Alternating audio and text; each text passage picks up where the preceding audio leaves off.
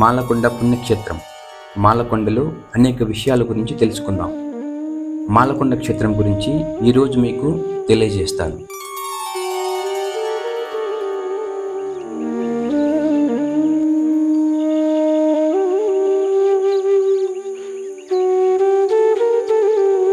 ఆంధ్రప్రదేశ్లోని ఎన్నో మహిమాన్వితమైన నరసింహ క్షేత్రాలు ఉన్నాయి. అయితే వాటిలో భక్తుల హృదయాలలో ప్రత్యేకమైన స్థానం సంపాదించుకున్న క్షేత్రం ప్రకాశం జిల్లాలో వెలిసిన శ్రీ మాల్యాద్రి లక్ష్మీ నరసింహస్వామి క్షేత్రం. ఈ రోజు నేను కూడా ఈ పవిత్ర క్షేత్రాన్ని దర్శించడానికి వచ్చాను. కొండ అడుగు భాగం నుండి స్వామివారి దర్శనం వరకు ప్రతి విషయాన్ని మీకు చూపిస్తూ ఈ క్షేత్రానికి సంబంధించిన చరిత్ర, స్థల పురాణాలు, భక్తుల విశ్వాసాలు, ఇక్కడ సాంప్రదాయాలను తెలుసుకుందాం. ఈ పవిత్ర క్షేత్రాన్ని కొందరు మాల్యాద్రి, మరికొందరు మాలకొండ అని పిలుస్తారు.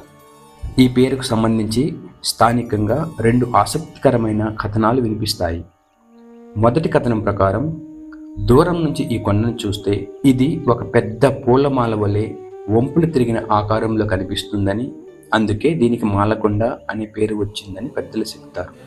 మరో స్థల పురాణం ప్రకారం ఒకసారి శ్రీ మహావిష్ణువు తన మెడలోని దివ్య పూలమాలను గరుడుకి ఇచ్చి భూమిపై నాకు అత్యంత ఇష్టమైన పవిత్రమైన స్థలాన్ని వెతికి అక్కడ ఈ మాలను ఉంచు అని ఆజ్ఞాపించాడట. గరుత్మంతుడు అనేక ప్రాంతాలు తిరిగి చివరకు ఈ పవిత్ర కొండను ఎంచుకొని ఆ దివ్యమాలను ఇక్కడ సమర్పించాడని స్థానికులు చెప్తారు. ఆ దివ్యమాల వల్ల ఆ కొండ మరింత పవిత్రమైందని, అందుకే మాల్యాద్రి అని పేరు వచ్చిందని భక్తుల విశ్వాసం. మాల అంటే పులహారం, అద్రి అంటే కొండ. ఈ 2 పదాలు కలిసి మాల్యాద్రి అనే పవిత్ర నామంగా ప్రసిద్ధి చెందాయి. ఈ పవిత్ర క్షేత్రానికి మరో విశిష్టత కూడా ఉంది. స్థల పురాణాల ప్రకారం మహర్షుల్లో అగ్రగణ్యుడైన అగస్త్య మహాముని ఈ కొండపై దీర్ఘకాలం తపస్సు చేశాడని చెప్తారు.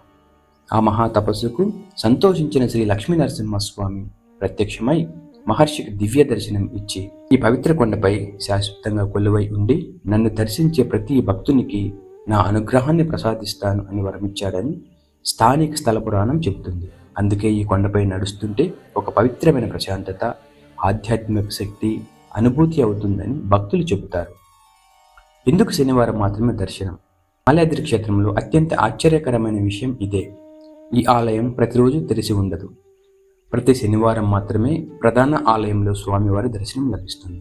మిగిలిన రోజుల్లో ఆలయం మూసి ఉంటుంది. దీని వెనుక స్థానికంగా ఒక విశ్వాసం ఉంది. మిగిలిన రోజుల్లో ఈ పవిత్ర క్షేత్రంలో దేవతలు, మహర్షులు స్వామివారిని ఆరాధిస్తారని, మానవులకు మాత్రం శనివారం మాత్రమే దర్శన భాగ్యం లభిస్తుందని పెద్దలు చెబుతుంటారు. అందుకే ప్రతి శనివారం తెల్లవారుజామునే వేలాది మంది భక్తులు కొండ కింద నుంచి పైకి చేరుకుంటారు. కొంతమంది కుటుంబ సమేతంగా వస్తారు, మరికొందరు తమ మొక్కులు తీర్చుకోవడానికి వస్తారు, మరికొందరు ఎన్నో కిలోమీటర్లు నడిచి స్వామివారిని దర్శించుకోవడానికి కూడా వస్తారు. ఇప్పుడు మనం కొండ కింద ఉన్నాం. ఇక్కడ దేవస్థానం ఏర్పాటు చేసిన గదులు కనిపిస్తాయి. దూర ప్రాంతాల నుంచి వచ్చే భక్తులు ఇక్కడ బస చేసి తెల్లవారుజామున స్వామివారి దర్శనానికి బయలుదేరుతారు. చుట్టూ చిన్న చిన్న అంగళ్ళలో కొబ్బరికాయలు, పూలు, కర్పూరం, అగరబత్తులు, ప్రసాదాలు, బొమ్మలు, భక్తి వస్తువులు అమ్ముతుంటారు. పిల్లలు ఆడుకోవడానికి ఆట వస్తువులు కూడా అమ్ముతారు. భక్తుల రాకపోకలతో ఈ ప్రాంతం ఎప్పుడూ సందడిగా ఉంటుంది. కొండపైకి వెళ్లే ముందు చాలామంది ఇక్కడే పూజా సామాగ్రి కొనుగోలు చేసి స్వామివారి నామస్మరణతో తమ పాదయాత్రను ప్రారంభిస్తారు. మెట్ల ప్రయాణం. ఇప్పుడు మనం కొండపైకి వెళ్లే పవిత్రమైన మెట్ల మార్గంలో అడుగు పెడుతున్నాం. ఇక్కడ ప్రతి మెట్టు ఒక భక్తికి ప్రయాణం, ప్రతి అడుగు ఒక విశ్వాసం. కొంతమంది జై లక్ష్మీ నరసింహ అంటూ మెట్లు ఎక్కుతుంటే, మరికొంతమంది గోవింద నామస్మరణ చేస్తూ ముందుకు సాగుతుంటారు. మెట్లు ఎక్కుతున్న కొద్దీ చల్లని గాలి, చుట్టూ కనిపించే పచ్చని ప్రకృతి అలసటను మర్చిపోయేలా చేస్తుంది. ఎత్తుకు చేరుతున్న కొద్దీ కింద కనిపించే గ్రామాలు, పొలాలు, చెట్లు ప్రకృతి సౌందర్యాన్ని మరింత అందంగా చూపిస్తాయి. ఈ ప్రయాణం కేవలం కొండ ఎక్కడం కాదు, మన మనస్సును దైవం వైపు తీసుకెళ్లే ఒక ఆధ్యాత్మిక యాత్ర. ఎంతోమంది భక్తులు మొక్కులు పెట్టుకొని జై లక్ష్మీ నరసింహ అనే నామస్మరణ చేస్తూ ఈ మెట్లు ఎక్కుతుంటారు. ఈ యాత్రలో ప్రతి అడుగు స్వామివారి వైపే వేసే ఒక పవిత్రమైన అడుగు. ఎన్నో మెట్లు ఎక్కిన తర్వాత మనకు మొదట కనిపించేది స్వామివారి ఆలయ గోపురం. గోపురాన్ని చూడగానే ప్రతి భక్తుడి హృదయం ఆనందంతో నిండిపోతుంది. స్వామివారి సన్నిధిలో నిలబడి నమస్కరిస్తే ఎన్నో రోజులుగా మనసులో ఉన్న ఆందోళనలు, బాధలు క్షణాల్లో తొలగిపోయినట్లు కనిపిస్తుంది. భక్తుల విశ్వాసం ప్రకారం ఈ క్షేత్రానికి వచ్చిన వారిని శ్రీ లక్ష్మీ నరసింహస్వామి ఎప్పుడూ నిరాశపరచరని చెబుతారు. గుండు చేయించుకునే సాంప్రదాయం. మొక్కులు నెరవేరిన తర్వాత చాలామంది భక్తులు గుండు చేయించుకుంటారు. ఇది కేవలం ఒక ఆచారం మాత్రమే కాదు, భగవంతుని ముందు మన అహంకారాన్ని విడిచిపెట్టి సంపూర్ణ శరణాగతి ప్రకటించే ఒక సంకేతంగా భావిస్తారు. గుండు చేయించుకున్న తర్వాత భక్తులు ఎంతో ఆనందంగా స్వామి కృపతో మా మొక్కు నెరవేరిందని చెబుతుంటారు.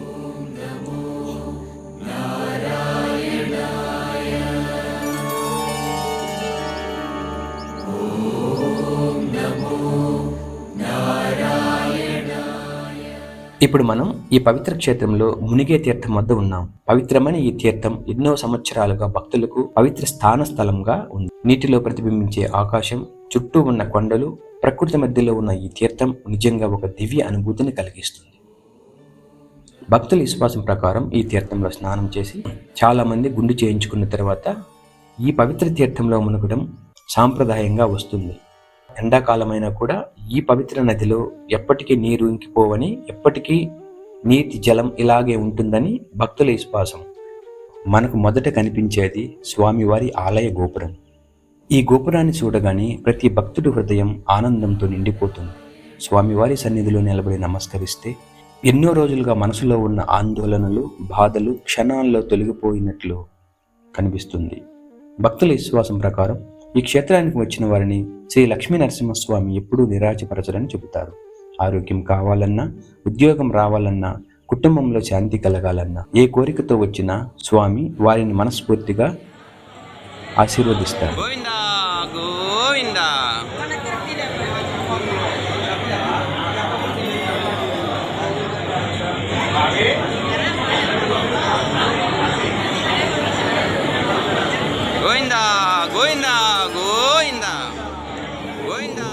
స్వామివారి దర్శనం పూర్తయ్యాక ఇప్పుడు మనం లక్ష్మీ అమ్మవారి ఆలయం వైపు వెళ్తున్నాం. ఇప్పుడు మనం ఈ మాలకొండ క్షేత్రంలో అత్యంత ఆశ్చర్యకరం కలిగించే ప్రదేశానికి వచ్చాం. 2 భారీ రాతి బండలు సహజంగా పక్కకు సీలిపోయినట్లు కనిపిస్తాయి.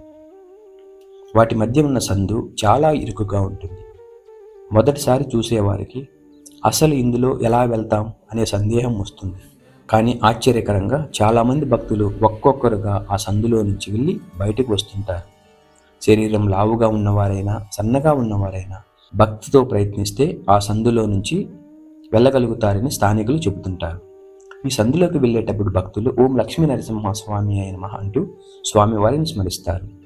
స్థానిక విశ్వాసం ప్రకారం ఈ మార్గం గుండా వెళ్ళడం ద్వారా మనలోని అహంకారం తొలగి వినయంతో భగవంతుణ్ణి ఆశ్రయించినట్లు అవుతుందని చెప్తారు. ఈ సందులో నుంచి బయటకు వచ్చిన తర్వాత ప్రతి భక్తుడి ముఖంలో కనిపించే ఆనందం నిజంగా చూడాల్సిందే. ఈ సందర్భంలో స్థానికంగా చెప్పుకుని ఒక అందమైన స్థల పురాణం గురించి తెలుసుకుందాం. ఒకసారి లక్ష్మీదేవి ఏదో కారణంగా స్వామివారిపై అలిగిందని చెప్తారు. ఆ అలకతో ప్రధాన ఆలయానికి కొంత దూరంలో ఉన్న ఈ కొండపై వచ్చి తపస్సు చేసిందని స్థానికులు చెబుతారు. తర్వాత స్వామివారి స్వయంగా వచ్చి అమ్మవారిని శాంతింపచేశారని చెప్తారు. అందుకే నేటికీ అమ్మవారి ఆలయం స్వామివారి ఆలయానికి కొంత దూరంలో దర్శనమిస్తుంది. ఇప్పుడు మనం లక్ష్మీ అమ్మవారి ఆలయం వద్ద ఉన్నాం. అమ్మవారి ముఖంలో కనిపించే కరుణ, ఆలయం చుట్టూ ఉన్న ప్రశాంతత, భక్తుల ప్రార్థనలు ఇవన్నీ కలిపి ఈ ప్రదేశాన్ని మరింత పవిత్రంగా మారుస్తాయి. ఎంతోమంది మహిళలు కుటుంబ సౌఖ్యం, ఐశ్వర్యం, సంతాన భాగ్యం కోసం అమ్మవారిని ప్రార్థిస్తుంటారు. అమ్మవారి ఆలయం పక్కనే ఒక పవిత్రమైన ఊయల చెట్టు కనిపిస్తుంది. ఈ ఊయల చెట్టుకు ఎంతో గొప్ప విశిష్టత ఉంది. సంతానం కోసం ఎదురు చూస్తున్న దంపతులు అమ్మవారిని భక్తి శ్రద్ధలతో ప్రార్థించి ఈ ఊయల చెట్టుకు ఊయలలు కట్టి మెల్లగా ఊపుతూ తమ మనసులోని కోరికలు తెలియజేస్తారు. స్థానిక భక్తుల విశ్వాసం ప్రకారం ఇలా మొక్కు పెట్టుకొని అమ్మవారి అనుగ్రహంతో తర్వాత సంతానం కలిగితే కృతజ్ఞతలు తెలియజేస్తారని చెబుతారు. అందుకే ప్రతి శనివారం ఈ ఊయల చెట్టు దగ్గర భక్తుల రద్దీ ఎక్కువగా కనిపిస్తుంది. ఇప్పుడు మనం మాలకొండపై ఉన్న మరో అద్భుతమైన ప్రదేశమైన గొడుగు బండ వద్దకు వచ్చాము. ఈ భారీ రాతి బండను చూస్తే ఎవరో ఒక గొప్ప గొడుగును కొండపై ఉంచినట్లుగా కనిపిస్తుంది. అందుకే దీనిని గొడుగు బండ అని పిలుస్తారని స్థానికులు చెబుతారు. పొంగలు సమర్పించే సంప్రదాయం మాల్యాద్రి క్షేత్రంలో మనం తరచుగా చూసే మరో అద్భుతమైన దృశ్యం. భక్తులు స్వయంగా పొంగళ్ళు వండి స్వామివారికి నివేదించడం, మొక్కు నెరవేరిన తరువాత లేదా కొత్తగా ఒక కోరిక కోరుతూ కుటుంబ సభ్యులతో కలిసి భక్తి శ్రద్ధలతో పొంగళ్ళు తయారు చేసి స్వామివారికి సమర్పిస్తారు. చాలామంది కుటుంబ సభ్యులతో కలిసి ఇక్కడికి వచ్చి పొంగళ్ళు పెట్టుకొని మొక్కులు తీర్చుకుంటారు. ఈ పవిత్ర క్షేత్రంలో వివాహాలు కూడా జరుగుతుంటాయి. శ్రీ లక్ష్మీ నరసింహస్వామి సాక్షిగా కొత్త జీవితాన్ని ప్రారంభించాలని అనుకునే అనేక మంది వధువరులు ఇక్కడ వివాహం చేసుకుంటారు. కుటుంబ సభ్యుల ఆశీర్వాదాలు, మంగళ వాయిద్యాల నాదం, వేద మంత్రాల మధ్య జరిగే వివాహం ప్రతి ఒక్కరికి ఆధ్యాత్మిక వాతావరణంలో ముంచెత్తుతుంది. శ్రీ లక్ష్మీ నరసింహస్వామి క్షేత్రంలో శివాలయం ఉండడం ఈ ప్రాంత ప్రత్యేకతల్లో ఒకటి. హరి అయిన మహావిష్ణువు, హరుడు అయిన పరమశివుడు ఇద్దరు ఒకే పరబ్రహ్మ స్వరూపాలని మన సనాతన ధర్మం చెబుతుంది. అందుకే ఇక్కడికి వచ్చిన భక్తులు నరసింహస్వామి వారిని దర్శించిన తర్వాత శివాలయానికి వచ్చి శివలింగాన్ని కూడా దర్శించుకుంటారు. ఈ ప్రదేశంలో నిలబడి ఓం నమః శివాయ అని మంత్రోచ్చారణతో కొద్దిసేపు కళ్ళు మూసుకుంటే మనసు ఎంతో ప్రశాంతంగా మారుతుంది.